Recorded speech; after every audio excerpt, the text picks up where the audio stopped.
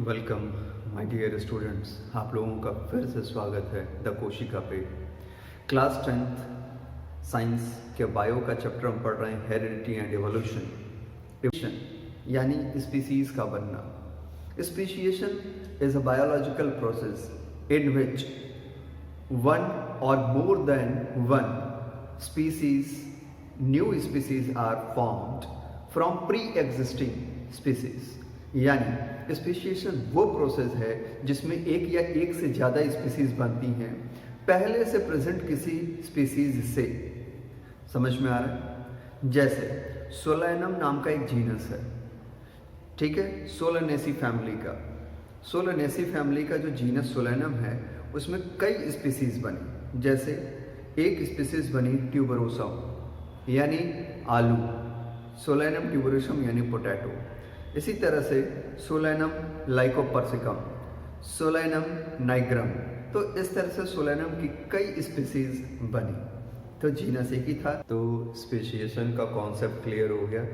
अब स्पीसीज बनने में ड्यूरेशन क्या है और कैसे बनता है, उस हिसाब से हम स्पीसीज बनने की प्रोसेस यानी स्पीशिएशन को ग्रेजुअल और इंस्टेंटेनियस में डिवाइड कर लेते हैं। इंस्टेंटेनियस स्पीशिएशन का मतलब कि अचानक से हेरिटेबल चेंज आना और एक नई स्पीसीज का बन जाना। ग्रेजुअल स्पीशिएशन का मतलब है कि धीरे धीरे कोई चेंज आना, मतलब 100, 200, 1000 साल में कोई चेंज आना पुरानी स्पीसीज में, और 1000 साल के बाद एक नई तरह की स्पीसीज का डेवलपमेंट हो जाना पुराने वाली स्पीसीज से।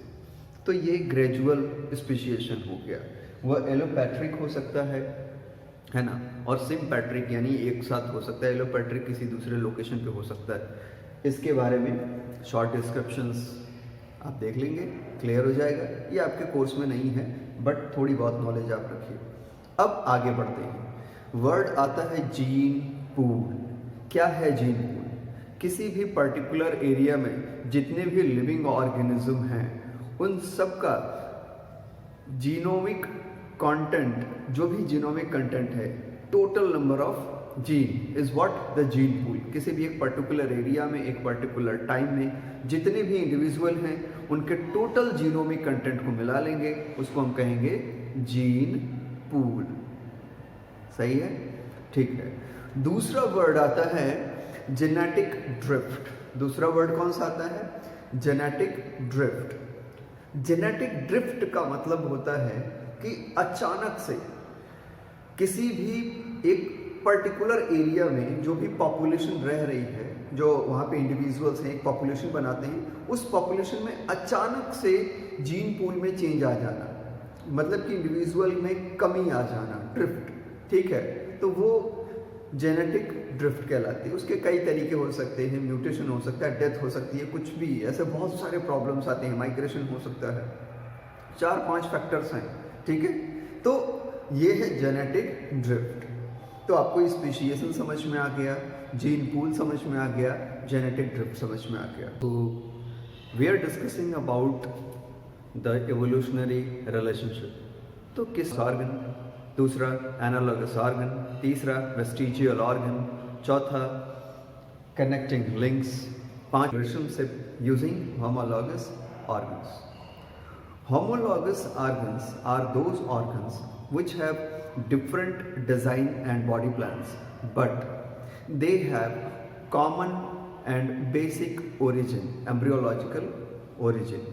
यानी उनकी origin सेम होती है बट अलग अलग काम करने के लिए वो अलग अलग environment में हैं, इसलिए वो अलग अलग तरीके से बने हुए हैं।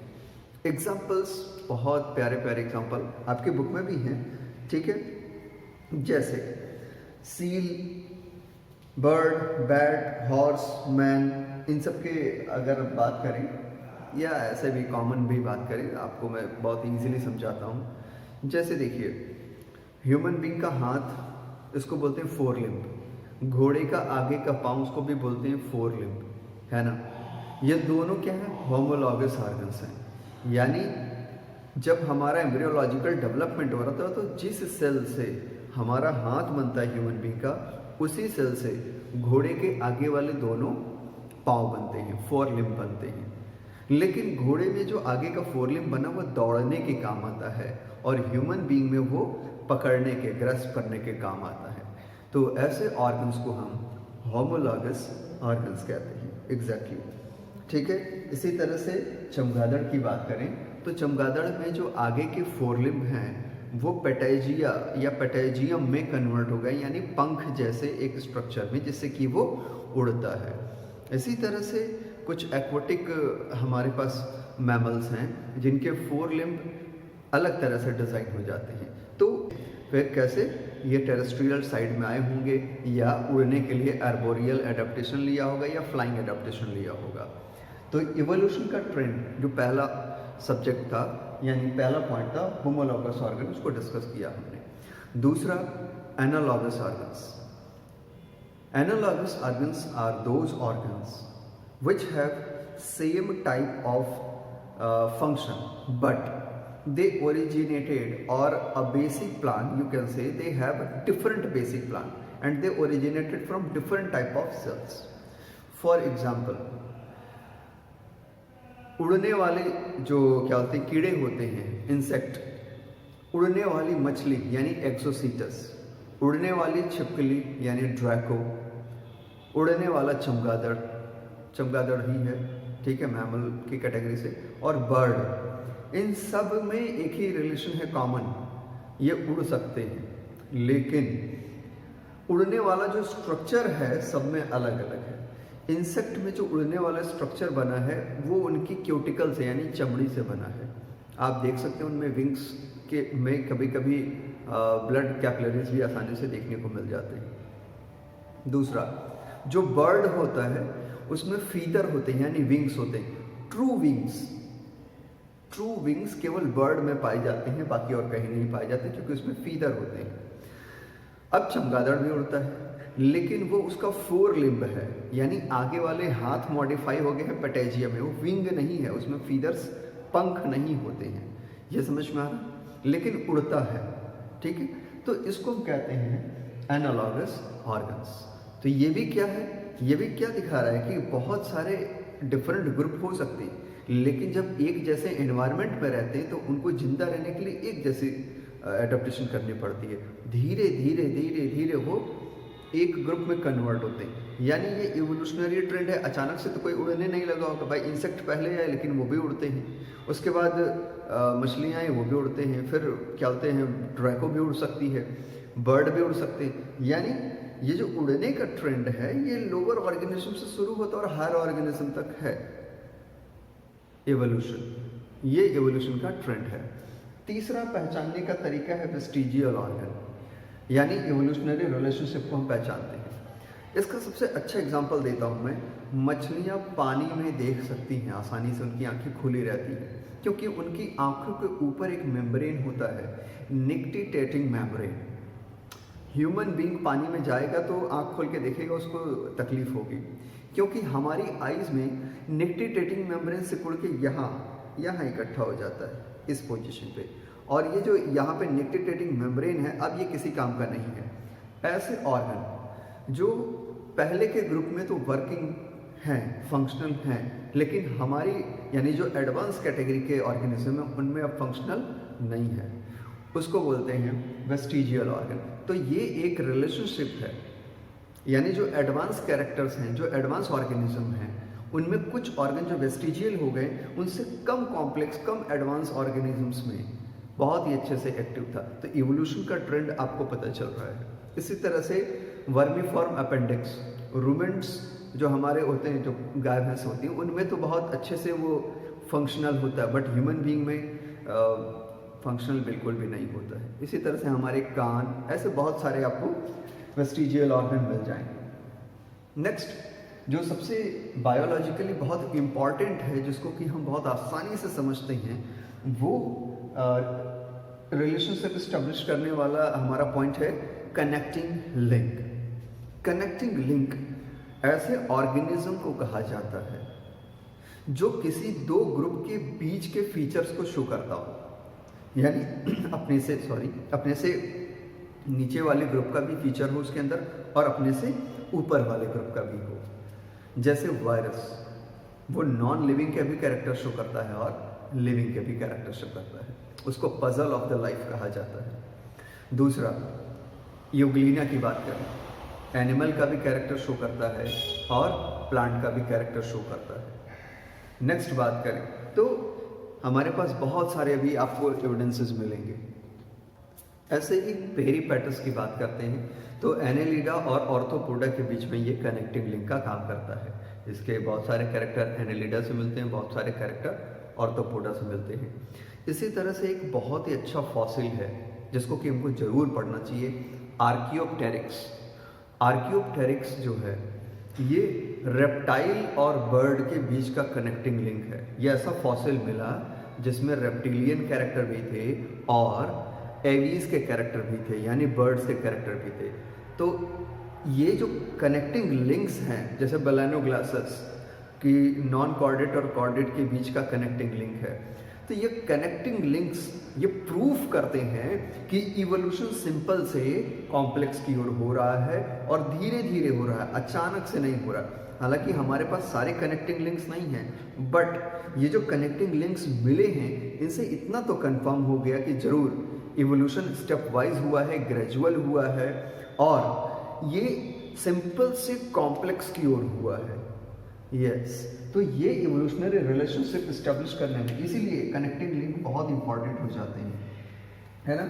Now next one is evidences from embryology. Embryology का मतलब है कि कैसे एम्ब्रियो का डेवलपमेंट होता है। तो चार्ट में आप बहुत इजीली देख पा रहे होंगे डिफरेंट कैटेगरी के एनिमल्स हैं, लेकिन जब इनका एम्ब्रियो डेवलप हो रहा है तो सबसे पहले ये बिल्कुल सेम टू सेम दिखते हैं। हालांकि शुरुआत तो फर्टिलाइज एग से होती है, एग यानी सिंगल सेल, एक सिंगल सेल डिवाइड होती है, एम्ब्रियो में कन्वर्ट होती है, जाइगोट से फिर एम्ब्रियो बनता है और वो फाइनली जब कंप्लीट डेवलपमेंट होता है तब अपना अपना शेप लेते हैं, लेकिन उसके पहले सेम है। तो ऑन्टोजेनी रिपीट्स फाइलोजेनी, यानी जाति वृत्ति की पुनरावृत्ति, मतलब कि ये फिर से कैरेक्टर्स डेवलप होते हैं और जब सिंपल से कॉम्प्लेक्स की ओर जैसे जैसे ये मूव करते हैं तब जाकर के ये अपने ग्रुप के अकॉर्डिंग अपने शेप और साइज को अटेन करते हैं। तो ये है एविडेंस फ्रॉम एम्ब्रियोलॉजी कि मतलब शुरुआत में बिल्कुल सेम टू सेम थे, बाद में क्योंकि ये कॉम्प्लेक्स होते चले गए, इवोल्यूशनरी ट्रेंड इन्होंने फॉलो किया है, तो जो ऑर्गेनिज्म जैसे इवोल्यूशन में आया वैसे वैसे वो डेवलप होता चला गया है। नाउ द लास्ट वन जो कि बहुत ही इंपॉर्टेंट है, एविडेंसेस फ्रॉम फॉसिल्स।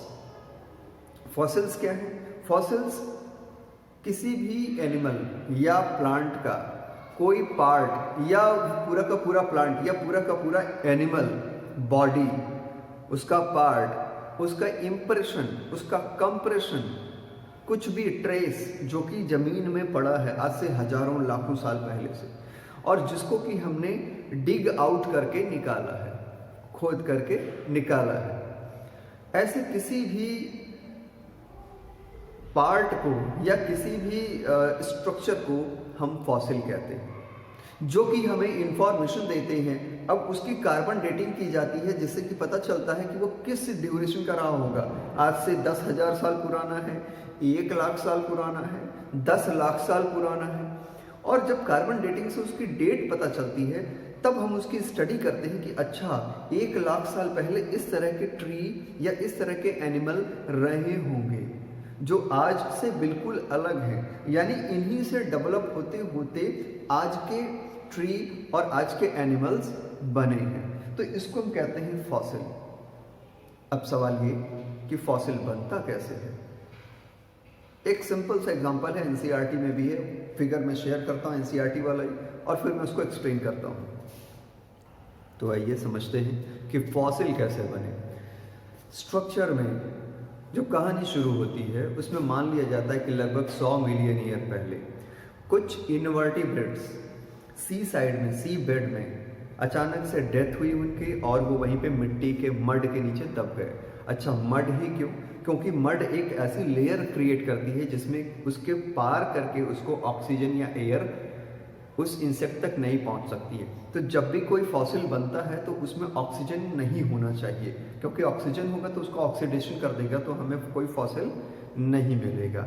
ठीक है, तो मड की लेयर ऑक्सीजन की सप्लाई को कट करती है।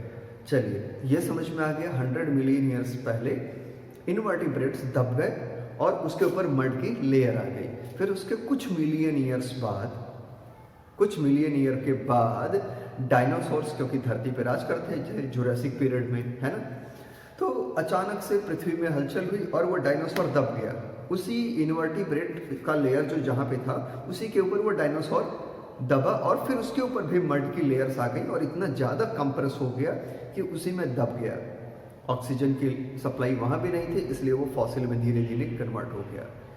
इस प्रोसेस के होने के कुछ मिलियन ईयर के बाद हॉर्स लाइक स्ट्रक्चर, यानी हॉर्स लाइक कोई एनिमल आया, क्योंकि हॉर्स अभी इक्वस जो है वो अभी बना है, लेकिन उस समय हॉर्स जैसा कोई स्ट्रक्चर अभी डेवलप हो रहा होगा, तो वैसा कोई ऑर्गेनिज्म आया और जहाँ डायनासोर था उसी के लेयर के कुछ लेयर के ऊपर, मड के ऊपर वो भी दब गया और उसके ऊपर भी मड की लेयर आ गई।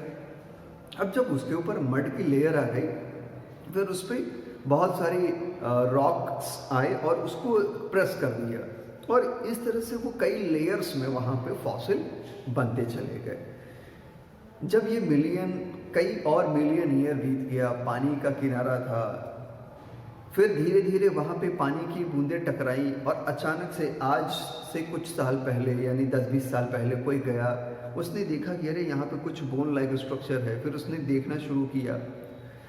फिर जो फॉसिल के एक्सपर्ट होते हैं, पैलिएंटोलॉजिस्ट कहा जाता है उनको, तो वो पैलिएंटोलॉजिस्ट गए वहाँ पे और फिर उन लोगों ने, जो साइंटिस्ट हैं, पैलिएंटोलॉजिस्ट हैं, फिर उन लोगों ने उस बोन के स्ट्रक्चर को बहुत सफाई से एकदम क्लीन करके उसको निकाला और उसकी कार्बन डेटिंग की, तो पता चला कि ये तो आज से 30 मिलियन ईयर पुराना है। अच्छा भाई, 30 मिलियन ईयर पुराना है, तो उन लोगों को ये आइडिया हो गया कि हो सकता है कि और भी फॉसिल यहाँ मिल सकते हैं। उस एरिया को रिजर्व किया और वहाँ पे डिगिंग शुरू कर दी। यहीं से फॉसिल वर्ड शुरू होता है ना, टू अनरोल, टू इवोल्यूट, ऐसे कुछ करके इवोल्यूशन वर्ड बनता ही है और फिर वहीं से आपका फॉसिलियम वर्ड बनता है ना?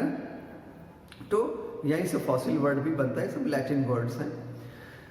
तो उन्होंने फिर वो डिग आउट करना शुरू किया, तो हॉर्स लाइक स्ट्रक्चर मिला, उसकी कार्बन डेटिंग की, तो पता चला ये तो जो ऊपर वाला स्ट्रक्चर है वो है। उसके नीचे फिर उन्हें डायनासोर मिला, डायनासोर वाले को देखा तो उनको पता चला कि ये तो हॉर्स लाइक जो स्ट्रक्चर है उससे भी पुराना है, उससे भी 10-20 मिलियन ईयर पहले का है वो। फिर उन लोगों ने और भी डिगिंग की, तो जब और थोड़ा नीचे पहुँचे तो वहाँ पे उन्हें जो इनवर्टिब्रेट्स के छोटे छोटे पार्ट्स मिले, जब उसकी स्टडी की तो पता चला अरे ये तो लगभग 100 मिलियन ईयर पुराना है। यानी फॉसिल बनने का ये स्टेप है, ये समझ में आया?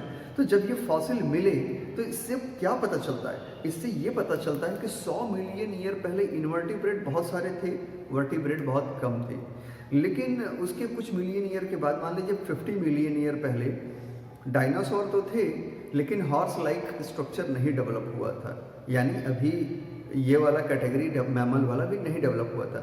10 मिलियन ईयर पहले वो हॉर्स लाइक स्ट्रक्चर मिला, यानी कि उसी के आसपास मैमल बनने शुरू हुए होंगे। तो ये इवोल्यूशन और उसकी हिस्ट्री से हमें पता चलता है कि लाइफ कैसे आगे बढ़ रही है। यही इवोल्यूशन है और यही हमारा फॉसिल से रिकॉर्ड्स के बारे में पता चलता है। तो ये पार्ट यहीं पे फिनिश होता है। आगे के पार्ट में हम पढ़ेंगे कन्वर्जेंट और डाइवर्जेंट इवोल्यूशन के बारे में, यानी अब इवोल्यूशन कैसे देखी जाती है, हम कैसे ऑब्जर्व कर सकते हैं, और ह्यूमन इवोल्यूशन के बारे में। अगर आपको फिर भी कोई कन्फ्यूज़न हो इस पार्ट में तो आप मुझसे पूछ सकते हैं।